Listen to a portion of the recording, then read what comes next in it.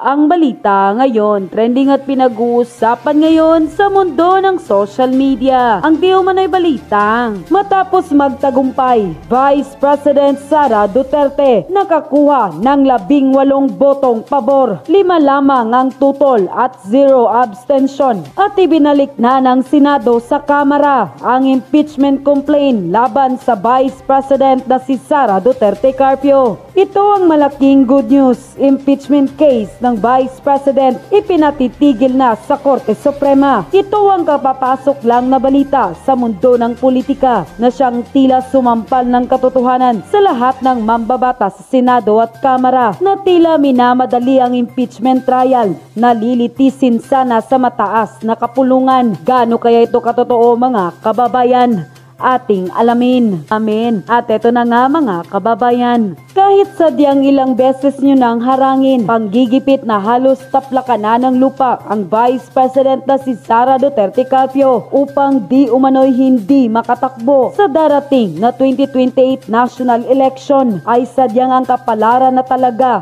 ang gumagawa ng paraan upang hindi manaigang kasamaan laban sa kabutihan. Matapos magtagumpay at nakakuha ng boto ang Vice President na si Sara Duterte, kung saan 18 ang pabor at 5 lamang ang tutol at 0 ang abstention, at ibinalik na ng Senado sa Kamara ang impeachment complaint laban sa Vice Presidente na si Sara Duterte. Impeachment case laban sa kasalukuyang Vice Presidente na si Sara Duterte Carpio kumpirmadong ipinatitigil na sa Korte Suprema, ayon pa sa kumpirmadong balita ng source ng Bombo Radio Philippines sa kanilang official Facebook page. Pagpapatuloy pa ng impeachment trial versus VP Sara Duterte, ipinatitigil na sa Korte Suprema. Tignan, naghain ng supplemental petition ang ilang mga abogado sa pangunguna ni Attorney Israelito Torion upang hindi na isagawa ang impeachment trial laban kay Vice President Sara Duterte. Inihain nila ang naturang petisyon ngayong araw sa Korte Suprema kasama ang mga kahilingan na ipanalin void ang articles of impeachment at writ of prohibition naman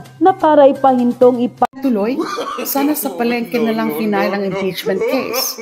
At least doon, may nagtitinda ng totoo.